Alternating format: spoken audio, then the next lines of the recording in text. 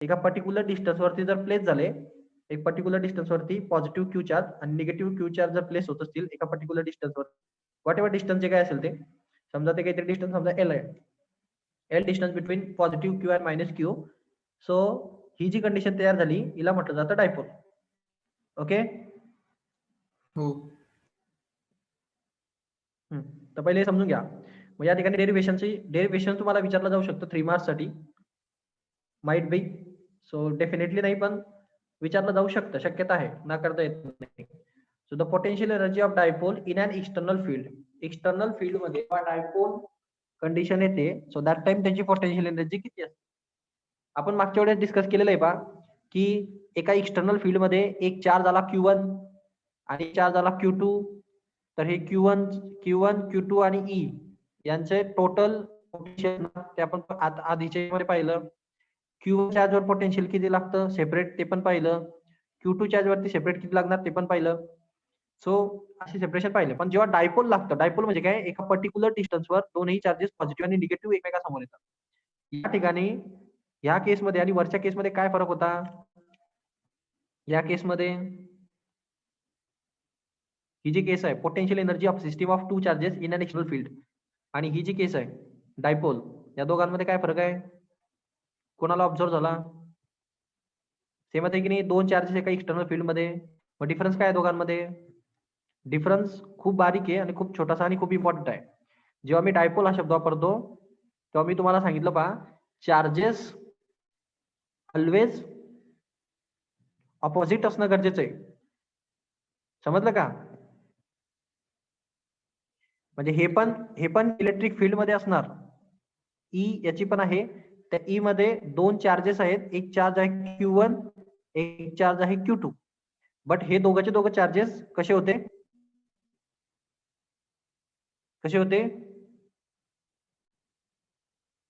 Same charge होते ना, either positive Q1 positive Q2.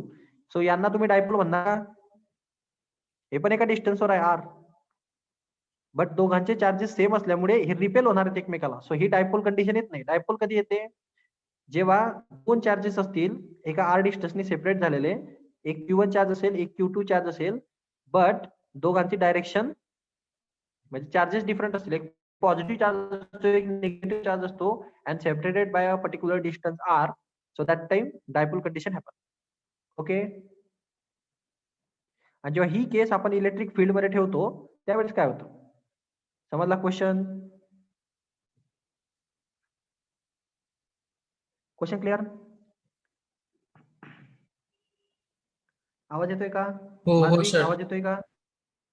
समजलं, हे येतोय. पहा, वरचं डेरिव्हेशन खालचं डेरिव्हेशन याच्यामध्ये काय फरक आहे ते आधी समजून घ्या, त्याच्यानंतरच तुम्हाला पुढे जाता येईल. सो चार्जेस ऑपोजिट असतील डायपोल मध्ये आणि चार्जेस सेम असतील वरच्या डेरिव्हेशन मध्ये. सो हा बेसिक डिफरन्स आहे दोघांमध्ये. इथून ते डेरिव्हेशन सेपरेट होतं, त्यामुळे वरचा फॉर्म्युला डिफरंट, खालचा फॉर्म्युला डिफरंट. या केसमध्ये तुम्हाला ही डायग्राम आहे पहा, ही इलेक्ट्रिकल फील्ड इंटेन्सिटी दिलेली आहे किंवा इलेक्ट्रिक फील्ड दिलेली आहे एका पर्टिक्युलर एरियावरती अप्लाय झालेली. ओके. त्याच्यात तो ई वेक्टर इंडिकेट करणार. ओके. राहिला प्रश्न, आपण दोन चार्जेस कन्सिडर केले जे की या इलेक्ट्रिक फील्ड मध्ये असतील.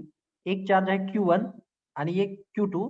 दोघं चार्जेस सेम कुलम बसलेले चार्जेस आहे, म्हणजे हा पॉझिटिव्ह Q असणार, हा निगेटिव्ह Q असणार. फक्त एवढं आहे की या सेम चार्जेस असणार, फक्त पॉझिटिव्ह आणि निगेटिव्ह असणार. आलं का लक्षात. हो. जर का हा 3 कुलम असेल तर हा पॉझिटिव्ह 3 कुलम, आणि हा जर का 3 कुलम असेल तर हा निगेटिव्ह 3 कुलम. एवढा फरक असतो. एका पर्टिक्युलर डिस्टन्सवर चार्जेस अप्लाय झालेले असतात आणि यांच्यामध्ये जे डिस्टन्स आहे त्याला आपण टॉईस ऑफ एल कन्सिडर केलं. Clear. The distance between two charges is equal to 2L.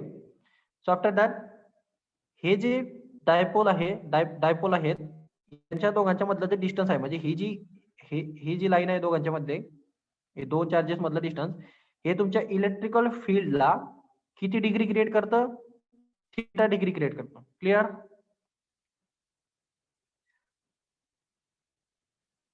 Angle between electrical field and charges, clear, is equal to θ. काही डाऊट याच्यात. नाही. हा. आता होणार काय याच्यामध्ये, जेव्हा दोन ऑपोजिट चार्जेस असे ठेवले जातात तेव्हा हा चार्ज निगेटिव्ह कडे येण्याचा प्रयत्न करतो आणि हा निगेटिव्ह चार्ज पॉझिटिव्ह कडे येण्याचा प्रयत्न करतो. त्यामुळे याची टेंडन्सी काय असणार? हा गोल फिरणार असा. समजलं का? हो. बरोबर बरोबर. हो. कोणची मोशन परफॉर्म करेल तो? Rotation Additional. Rotational motion perform करणार. ओके, रोटेशनल मोशन परफॉर्म करेल because of positive charge negative कडे येण्याचा प्रयत्न करणार, निगेटिव्ह चार्ज पॉझिटिव्ह कडे जाण्याचा प्रयत्न करणार. So about their axis their charges are rotating on their own axis. Okay, so because of two charges performing rotational motion. Okay, so because of rotational motion, when the rotational motion happen, when we are applying the torque on that charges. So rotational motion कधी तयार होते? जेव्हा तुम्ही त्याच्यावर torque apply करता. Torque आणि force मध्ये काय फरक आहे?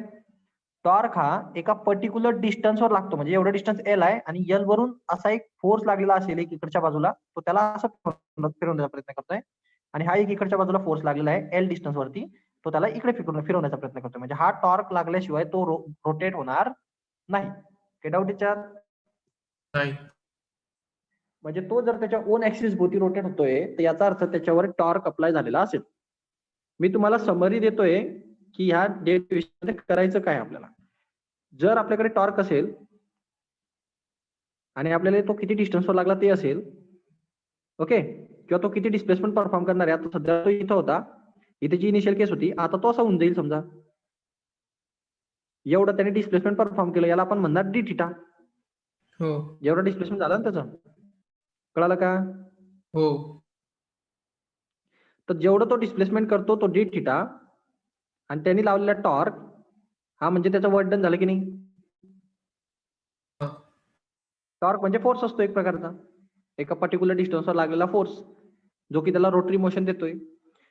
So force into displacement is equal to work done.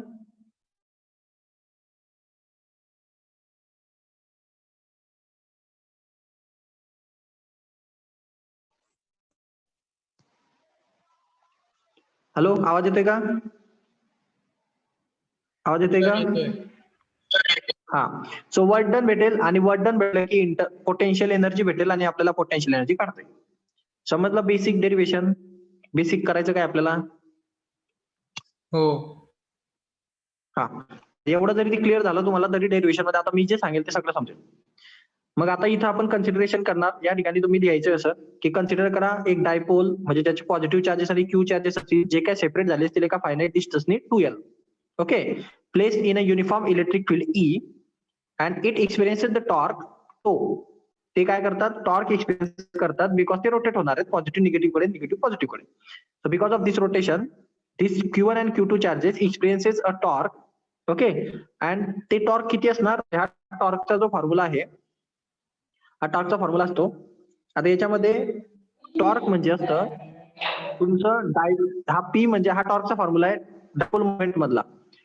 Dipole moment, याला डायपोल मोमेंट म्हणतात पीला. जेव्हा तुम्हाला दोन पोल्स दिले असतात आणि जेव्हा तुम्हाला टॉर्क काढायचा असतो तेव्हा टॉर्कचा हा फॉर्म्युला पाठ करून घ्या. हा तुम्हाला रोटरी मोशन मधून आलेला फॉर्म्युला आहे. टॉर्क इज इक्वल टू काय असतं? तर ह्या दोन पोलचं जे डायपोल मोमेंट असतं याला म्हणतात, हा पी म्हणजे काय? Dipole moment. Okay, dipole momentum किंवा डायपोल मोमेंट म्हणा तुम्ही त्याला. पी या दोन पोल मुळे तयार झालेला मोमेंट, क्रॉस प्रोडक्ट ऑफ ते इलेक्ट्रिक फील्ड. अलग लक्षात? हो. हा फॉर्म्युला रोटरी मोशन मधून तयार झालेला फॉर्म्युला आहे. सो याला तुम्ही थोडं मगअप करा इथं, म्हणजे इथं डायरेक्टच घेतला गेलाय तो, याचं काही एक्सप्लेनेशन वगैरे नाही. डायरेक्ट टॉर्कचा फॉर्म्युला असं लक्षात ठेवायचा. Okay, dipole moment into electric field, into नाही येते, क्रॉस प्रोडक्ट आहे. Cross product of electric field is equal to torque vector भेटतो आपल्याला. क्लिअर? हो. क्लिअर? हो सर. डायपोल मोमेंट तुम्हाला दिलेलं असतं क्वेश्चन, डायपोल मोमेंट क्वेश्चन मध्ये दिलेलं असणार कधी पण. सो याच्याबद्दल तुम्ही जास्त विचार करायची गरज नाहीये. ओके, गिवन असणार ऑलवेज क्वेश्चन मध्ये. मग आता मला सांगा, जर मला टॉर्क वेक्टर भेटला होता dipole moment cross product of electrostatic intensity किंवा इलेक्ट्रोस्टॅटिक फील्ड, तर याला मी जर मॅग्निट्यूड मध्ये घेतलं तर मी तुम्हाला, आपण वेक्टर चॅप्टर मध्ये ऑलरेडी डिस्कस केलेलं आहे पहा, क्रॉस प्रोडक्ट मध्ये साइन येतो, याची मॅग्निट्यूड म्हणजे magnitude of P vector, magnitude of E vector, आणि इथं पुढे काय येणार, sine of theta, angle between dipole moment and electrical field. समजलं? हो. मध्ये पाहिलं ना आपण, क्रॉस प्रोडक्टच्या फॉर्म्युल्यामध्ये साइन थिटा लिहितात आणि डॉट प्रोडक्ट असलं असतं तिथं कॉस थिटा लिहिलं असतं. काय डाऊट? नाही.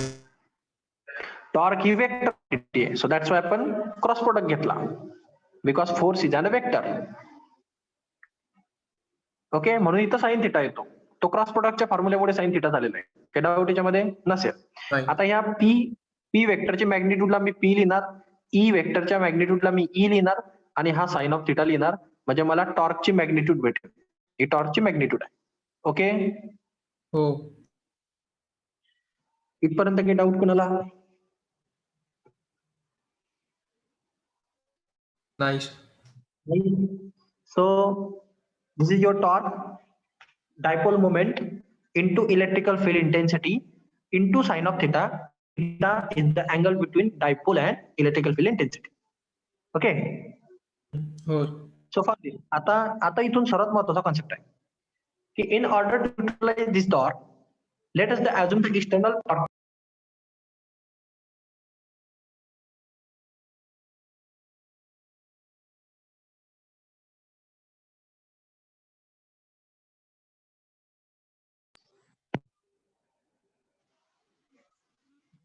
हॅलो, आवाज येतोय का?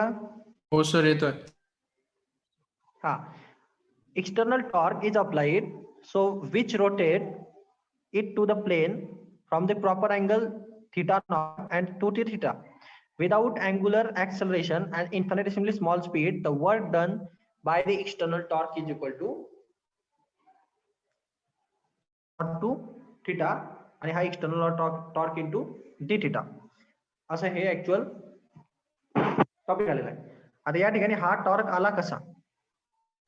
ओके, तर पहिली महत्वाची गोष्ट,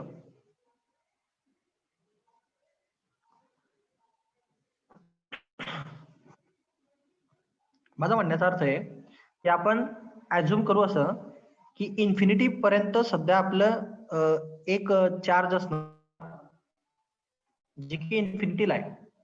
ओके, आणि ही एक इलेक्ट्रिक फील्ड होती. माझा जो चार्ज आहे तो पण इन्फिनिटीलाच आहे, आणि जो निगेटिव्ह चार्ज आहे तो पण इन्फिनिटीलाच आहे.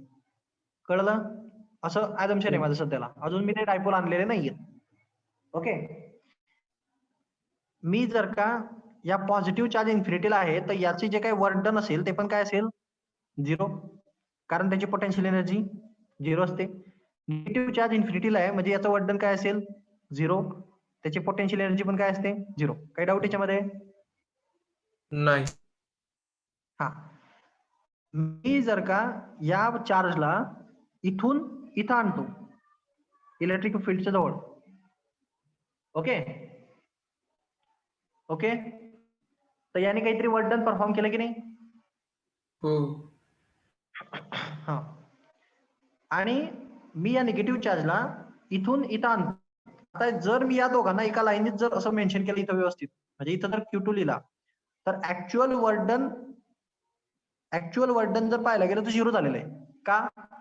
कारण हा पॉझिटिव्ह चार्ज पॉझिटिव्ह वर्क करेल आणि हा निगेटिव्ह चार्ज तेवढंच निगेटिव्ह वर्क करेल. जर आपण दोघांची प्लस केली तर आन्सर भेटतो. एवढंच का करेल?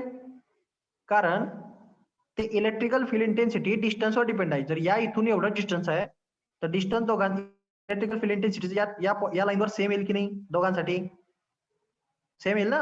हो. मग या इन्फिनिटी पासून याला जेवढं वर्क करावं लागेल तेवढाच वर्क हा इथून इथपर्यंत येणारा करेल. फक्त हा निगेटिव्ह वर्क करेल, पॉझिटिव्ह वर्क करेल. निगेटिव्ह चार्ज निगेटिव्ह वर्क करतो, पॉझिटिव्ह चार्ज पॉझिटिव्ह वर्क करतो.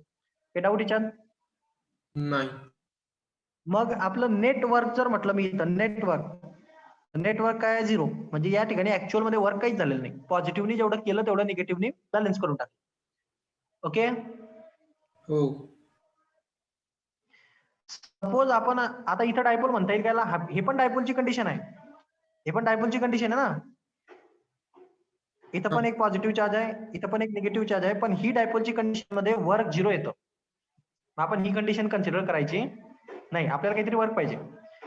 मग या केसमध्ये काय होतं, आपण काय करतो, हा Q2 चार्ज थोडासा पुढे घेतो इकडे, म्हणजे थोडं जास्त घेतलं, मी एक्स्ट्रा घेतलं त्याला, या पॉईंटवर आणलं Q2 ला, म्हणजे निगेटिव्ह Q2 ला इथं घेऊन आलो. मग आता हे डिस्टन्स एवढं झालं की नाही असं, हो बरोबर ना. जरा गिचिड बिचिड होत असेल तर पुन्हा एकदा सांगतो का. हे इलेक्ट्रिकल फील्ड इंटेन्सिटी होती आणि या ठिकाणी Q1 चार्ज होता पॉझिटिव्ह आणि या ठिकाणी निगेटिव्ह Q होता. मी याला इथपर्यंत आणलं पॉझिटिव्हला, तर याने वर्क डन केलं प्लस वर्क डन. आता जर Q चार्ज जर इथं असेल तर काही प्रॉब्लेम नाहीये, पण तो रोटेट होणार आहे, तो रोटेट होणार आहे आणि वर्क डन समजा त्यांनी इथपर्यंत वर्क डन केलं, म्हणजे हा Q2 चार्ज असा नसून ते आता अशी झाली, त्यांनी एवढं वर्क डन केलं डी थिटा, समजलं का, रोटेट होऊन. हो तर मग हा Q2 चार्ज इन्फिनिटी पासून कुठं आला, या ठिकाणी आला की नाही, Q मायनस Q या ठिकाणी. ओके, हो याला इथपर्यंत मायनस वर्क डन जेवढं यांनी केलं तेवढंच यांनी करणार, सो या दोघांचा कंबाईन इफेक्ट 0 होईल इथपर्यंत. पण याला या Q2 चार्जला त्याच्यापेक्षा थोडं पुढे जावं लागतंय पा एवढं, बरोबर की नाही, बरोबर की नाही. हो म्हणजे हा एवढं वर्क डन थोडस जास्त करेल, याला DW म्हणा तुम्ही शॉर्ट मध्ये, चेंज इन वर्क डन एवढं जास्त करावं लागेल कोणाला, मायनस Q ला.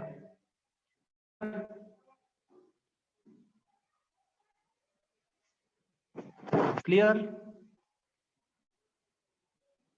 हो सर. हा कन्सेप्ट जर समजला नसेल तर पुढे समजणार नाही, एवढं क्लिअर झालं बस जाऊ. आता पुढे पहा, आता हा की हा इन्फिनिटी पासून एक एक्सटर्नल टॉर्क त्याच्यावर अप्लाय करतोय, जो की आपण एक एक्सटर्नल टॉर्क अप्लाय केला आहे न्यूट्रल कंडिशनवर. सध्याला पहिली न्यूट्रल कंडिशन होती ती अशी, म्हणजे हा इथं प्लस Q असणार, हा इथं मायनस Q असणार. या केसमध्ये कुठलाही वर्क डन होत नाही, आता सांगितलं मी तुम्हाला. जर मी त्याच्यावर एक्सटर्नल टॉर्क अप्लाय करणार, सो काहीतरी डिग्रीने तो टिल्ट होईल, बरोबर. म्हणजे सुरुवातीला समजा त्याच्याकडे थिटा डिग्री होता, म्हणजे हे इलेक्ट्रिकल फील्ड इंटेन्सिटी, आणि हे तुमचे जे Q1 चार्ज आहे आणि Q2 चार्ज आहे याच्यामध्ये थिटा डिग्री होता.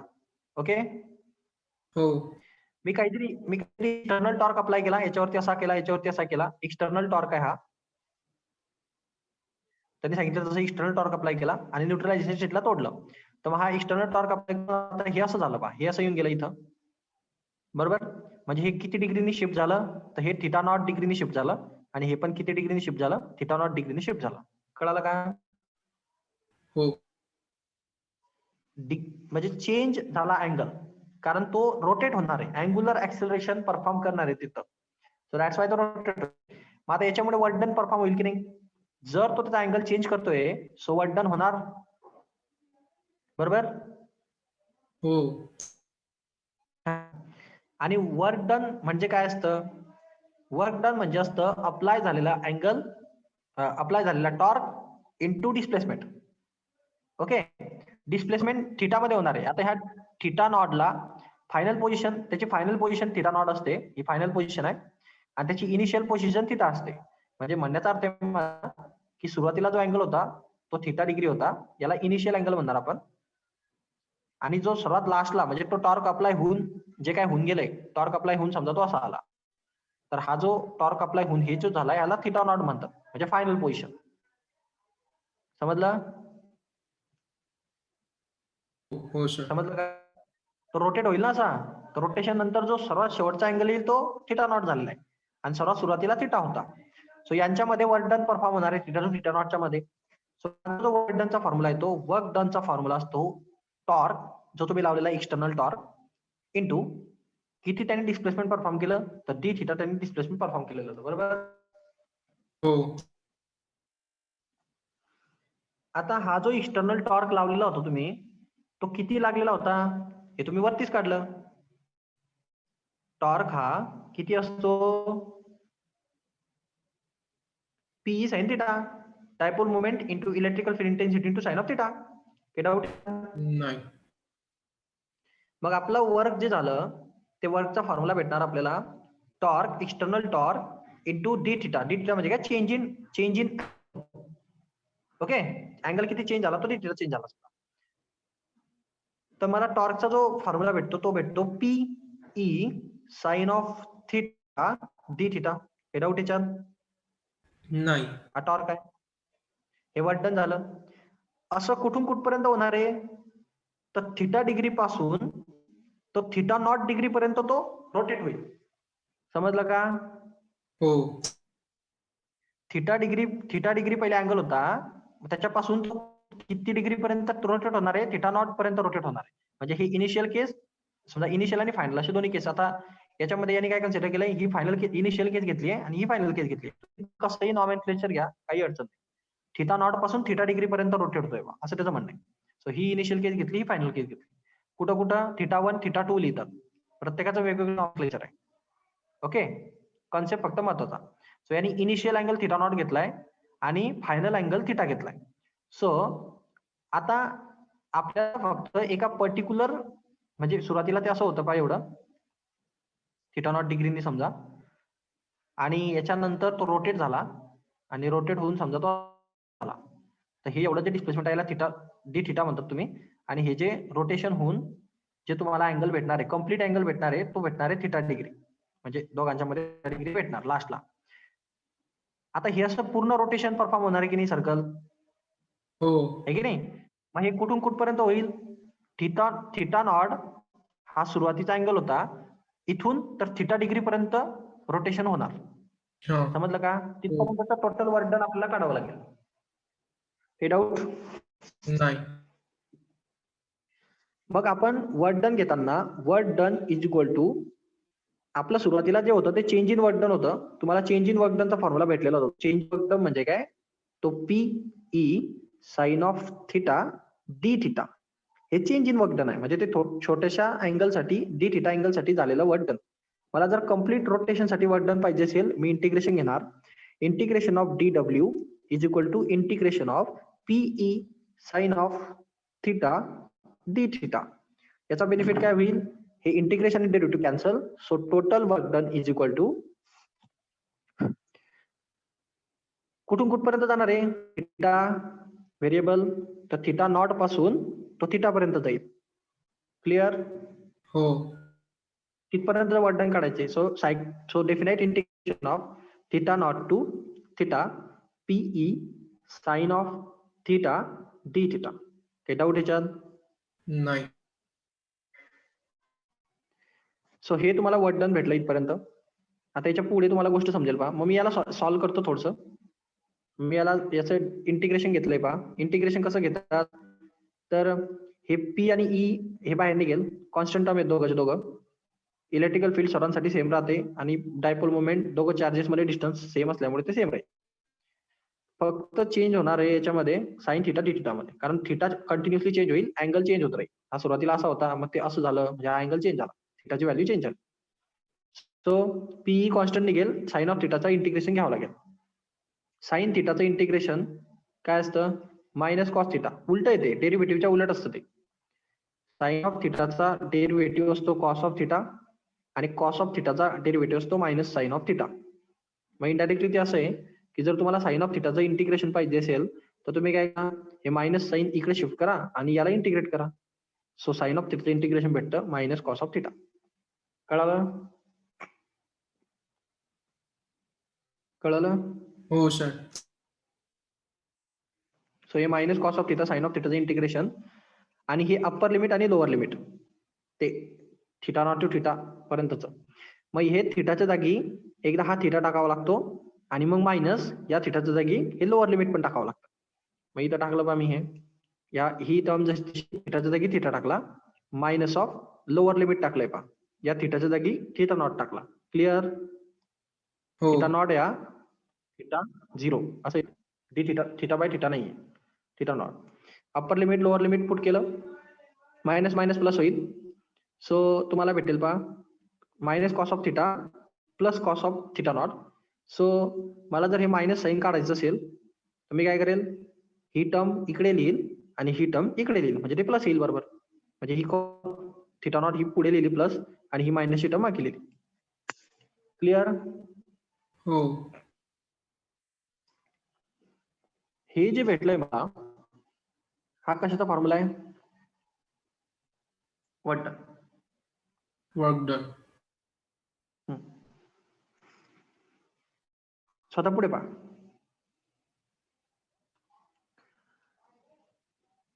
आता जसं work done is stored in a potential energy. Work done म्हणजे पोटेन्शियल एनर्जी असते. तर 0 पोटेन्शियल एनर्जी असते सुरुवातीच्या केसमध्ये. असं का? त्याचं कारण असं आहे की आपण इन्फिनिटीला पकडलेलं आहे. ते कुठून वर्क डन होणार आहे? इन्फिनिटी पासून वर्क डन होणार आहे. आणि मला हे जे वर्क डन भेटतं इथं थिटा नॉटला, थिटा नॉट हा तुमचा सुरुवातीचा अँगल होता, त्याच्यापासून तर थिटा डिग्री पर्यंतचं वर्क डन काढायचं तुम्हाला. सुरुवातीच्या केसमध्ये वर्क डन 0 झालेलं आहे. मूळ कारण आहे की तो जो कन्सेप्ट मी तुम्हाला सांगितला होता पहा, आठवतंय का? की 0 डिग्रीला किती येणार, याला किती येणार, π/2 ला किती येणार? ठीक राहू दे, तसं नाही समजत असेल तसं सांगतो.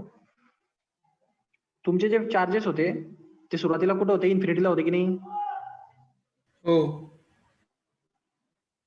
हा, ते तुम्ही जवळ आणणार होते तेव्हा वर्क डन होणार होतं काहीतरी, बरोबर.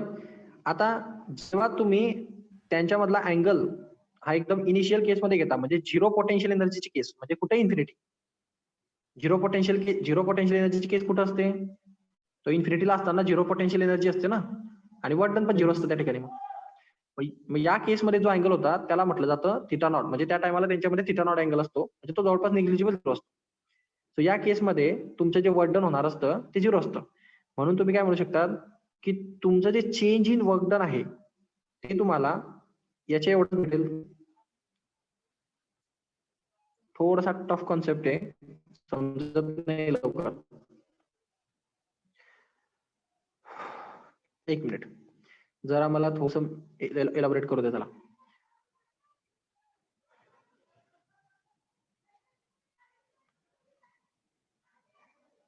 वर्क डनच्या फॉर्मॅटमध्ये जास्त चांगलं लक्षात राहील तुमच्या. त्यांनी किती वर्क डन केलंय हे तुम्ही कसं जस्टिफाय करणार? तर सुरुवातीच्या केसचं वर्क डन मायनस नंतरच्या केसचं वर्क डन याच्यामधला डिफरन्स म्हणजे त्याचं झालेलं वर्क डन. थांब, असं क्लिअर होत नाही ते. हा, ते केस आठवा बा, मी तुम्हाला कॉन्सेप्ट शिकवला होता पहा, की हे इलेक्ट्रिकल फील्ड इंटेन्सिटी असते अशी, आणि या ठिकाणी तुमचे चार्जेस आहेत प्लस क्यू आणि मायनस क्यू इन्फिनिटीला. ओके, हे इथून इथं येतंय, समजा यांनी वर्क डन पॉझिटिव्ह वर्क केलं इथपर्यंत यायला प्लस क्यूनी, आणि इथून इथपर्यंत यायला निगेटिव्ह वर्क केलं मायनस क्यूनी. दोघांनी एका स्ट्रेट लाईन मध्ये जर आले ते असे, तर त्यांचं ऍक्च्युअल वर्क डन 0 झालेलं इथपर्यंत. काही डाऊट? नाही. हा, आता प्रश्न इथून आहे,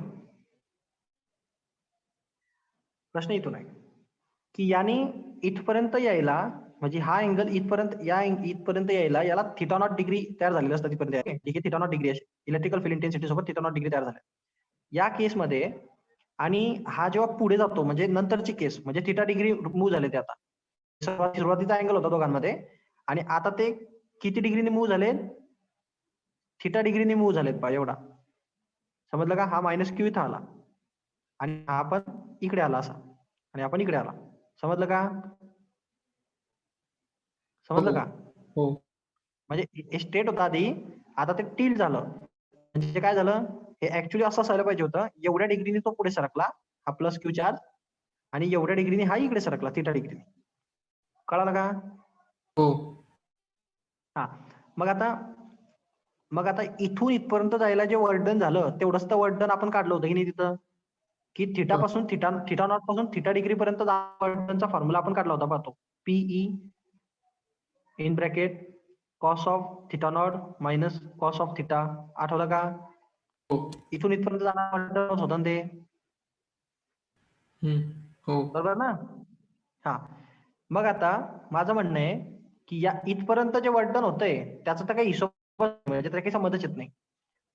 या सुरुवातीच्या केसमध्ये जेवढं वर्क डन झालं होतं म्हणजे हे डब्ल्यू, थिटा नॉट असताना आणि डब्ल्यू थिटा पर्यंतच म्हणजे theta degree rotate झाल्यानंतरचं work done. म्हणजे पहा असं म्हणणं आहे माझं की ही सुरुवातीची केस होती त्याची अशी आणि आता ते असं झालंय म्हणजे हा थिटा डिग्री रोटेट झाला आणि सुरुवातीला त्याचा अँगल थिटा नॉट होता.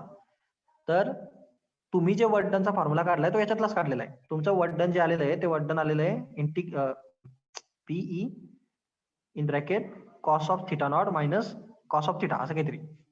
ते वर्क डन कोणा एवढं असतं तर हे सुरुवातीचं वर्क म्हणजे इथलं वर्क डन थिटा नॉटचं आणि नंतरचं वर्क डन थिटाचं यांच्यामधला गॅप आहे की नाही तो हो gap आहे तो. म्हणजे हे यांच्यातला जे मायनस असेल ती मायनस हे तुमचं वर्क डन असलं पाहिजे की नाही. हो हा आता मी लाच पोटेन्शियल एनर्जी म्हणू शकतो का हो. हा म्हणता येईल. म्हणता येतो ना. मग इनडायरेक्टली हा गॅप कशातला आहे पोटेन्शियल एनर्जी मधला गॅप आहे की नाही दोघं अँगल मधल्या. हो मग मी असं म्हणू शकतो का की difference between potential energy in initial case and final case equal to work done P cos of theta not minus theta. Clear. हो तर ते झालं इथं. तर हे याचं म्हणणं आहे, जे तुमची पोटेन्शियल एनर्जी असेल final potential energy minus initial केसमध्ये पोटेन्शियल एनर्जी केली तर तुम्हाला तो गॅप भेटतो वर्क डन झालेला आणि ते वर्क डनचा गॅप म्हणजेच तुमची पोटेन्शियल एनर्जी. समजलं का. अच्छा. थोडस किचकट आहे कळत नाही लवकर पण लेक्चर रिपीट करा कळेल. ओके. त्याच्यानंतर पहा मग आता हा जो मेन फॉर्म्युला आहे तुमचा हा येतो फॉर्म्युला पोटेन्शियल एनर्जी मधील डिफरन्स डायपोल मोमेंट मध्ये एवढा असतो. आता याच्यामध्ये काय आहे समजा इनिशियली त्याचं म्हणणं आहे की इनिशियली तुमचे डायपोल जे आहे ते perpendicular to the electric field असेल म्हणजे पाय बाय 2 डिग्रीचा जर अँगल तयार झाला सुरुवातीच्या केसमध्ये म्हणजे थिटा नॉटची व्हॅल्यू पाय बाय 2 आली तर मग तुमची पोटेन्शियल एनर्जी किती फायनल पोटेन्शियल एनर्जी किती. त्या ठिकाणी काय होईल पहा सुरुवातीची पोटेन्शियल एनर्जीच्या केसमध्ये इथं पोटेन्शियल एनर्जी 0 असणार. वाय 0 काय असेल इथं पोटेन्शियल 0 का असेल सुरुवातीच्या केसमध्ये कारण हे पोटेन्शियल एनर्जी म्हणजे इनडायरेक्टली वर्क आहे. Work done at theta not degree आणि work done at theta degree. तुम्ही नीट आठवा मी तुम्हाला सांगितलंय पहा इथून इथपर्यंत यायला जर ते एका स्ट्रेट लाईन मध्ये येतील तर याचं वर्क डन पॉझिटिव्ह आणि याचं वर्क डन निगेटिव्ह दोघं एकमेकाला बॅलन्स करतात म्हणजे ऍक्च्युअल जे वर्क डन आहे ते काय आहे 0 आणि वर्क डन जर 0 आहे म्हणजे पोटेन्शियल एनर्जी काय असणार 0. मग हे सुरुवातीच्या थिटा नॉट अँगलची की नाही मग हे थिटा नॉट अँगलची पोटेन्शियल एनर्जी 0 येते म्हणजे तुम्ही इनडायरेक्टली असं म्हणू शकता की हा जो फॉर्म्युला आहे हा फॉर्म्युला कोणाचा आहे पोटेन्शियल एनर्जी ऍट अँगल थिटाचा आहे. क्लिअर. हो हा आता समजा मी तुम्हाला ही फर्स्ट केसच वापस घेतो बा. आता काय होईल जर मी फर्स्ट केस वापस घेतली आणि तुम्हाला म्हटलं की ते जे दोन चार्जेस आहेत ते एक स्ट्रेट लाईन मध्ये आणून ठेवून दिले म्हणजे जसं की ही तुमची इलेक्ट्रिकल फील्ड इंटेन्सिटी होती अशी आणि ते जे दोन चार्जेस मी पॉझिटिव्ह चार्ज आणि निगेटिव्ह चार्ज जे होते ते इन्फिनिटी पासून मी बरोबर इथं आणि हा इथं आणला असे बरोबर dipole moment exact straight line झाली म्हणजे अशा टाईपची इथं पॉझिटिव्ह चार्ज हा इथं निगेटिव्ह चार्ज डायपोल मोमेंट तयार होणार इथं डायपोल तयार होणार हा डायपोल आणि हे इलेक्ट्रिकल फील्ड इंटेन्सिटी यांच्यामध्ये किती डिग्रीचा अँगल आहे किती डिग्रीचा अँगल आहे हा 90 डिग्री ना म्हणजे पाय बाय 2 बरोबर म्हणजे थिटाची व्हॅल्यू काय आहे थिटा नॉटची व्हॅल्यू इनिशियल केस आहे नाही थिटा नॉटची व्हॅल्यू पाय बाय 2 कळालं. हो मग मी या फॉर्म्युल्यामध्ये थिटा नॉटची व्हॅल्यू पाय बाय 2 टाकेल जेव्हा ते एकमेकाला परपेंडिक्युलर असतील तर त्यांनी तसं म्हटलंय की when initially the dipole is perpendicular to the electric field that time theta naught ची व्हॅल्यू पाय बाय 2 असते आणि जर मी या व्हॅल्यू मध्ये थिटा नॉट ची व्हॅल्यू पाय बाय 2 सबस्टिट्यूट केली सो नॉटच्या ठिकाणी पाय बाय 2 सबस्टिट्यूट करा so cos of pi by 2 ची व्हॅल्यू काय असते 0 0. सो याच्या ठिकाणी मला 0 घेता येईल 0 minus cos of theta minus cos of theta cos of आणि हा theta. पुढचा पी. बरोबर. सो तुम्हाला काय भेटेल minus PE cos of theta when initially dipole perpendicular to the electric field असतो त्यावेळेला तुमची पोटेन्शियल एनर्जी एवढी असते. समजलं. हो. आता हा जो फॉर्म्युला आहे हा फॉर्म्युला पहा minus PE cos of theta. हा जो पी आहे हा पी मॅग्निट्यूड आहे कुणाची पी वेक्टरची. बरोबर. हो. हा ई जो आहे हा मॅग्निट्यूड आहे ई वेक्टरची. करेक्ट. करेक्ट. हो. मग magnitude of first vector magnitude of second vector into cos of theta angle between this two. Dipole movement आणि इलेक्ट्रिक फील्ड मधलाच अँगल असतो की नाही थिटा. हो. हा डॉट प्रोडक्टचा फॉर्म्युला आहे का क्रॉस प्रोडक्टचा फॉर्म्युला आहे. हे असं कोणामध्ये असतं कॉस थिटा मल्टिप्लाय होऊन डॉट प्रोडक्ट का कॉस प्रोडक्ट मध्ये असतं. नाही समजलं.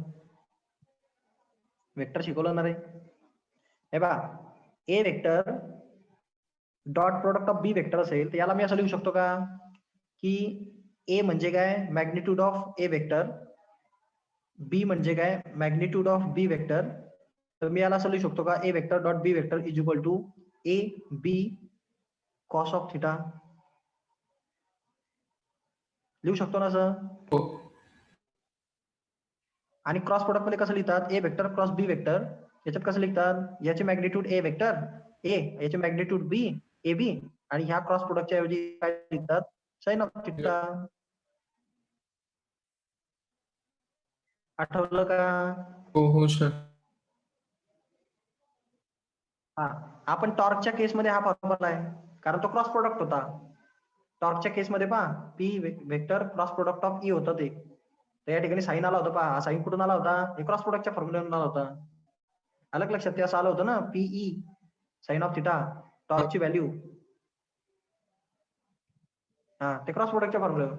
मग तसं या ठिकाणी पीई कॉस ऑफ थिटाची टर्म दिसते म्हणजे PE cos of थिटाला me P vector आणि ई वेक्टरचा डॉट प्रोडक्ट म्हणू शकतो का. हो. म्हणू शकतो का म्हणू शकतो ना. मग तसं झालं ते इथं. मग हा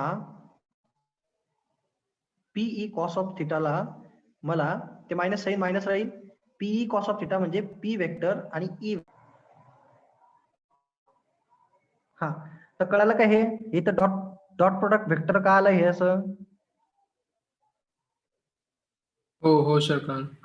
हा खूप म्हणजे खूप किचकट आहे जरा ते नीट अभ्यास करा जरा याचा. बारीक बारीक गोष्टी आहेत अशाच नाही लिहून टाकल्या त्याला कारण असतात.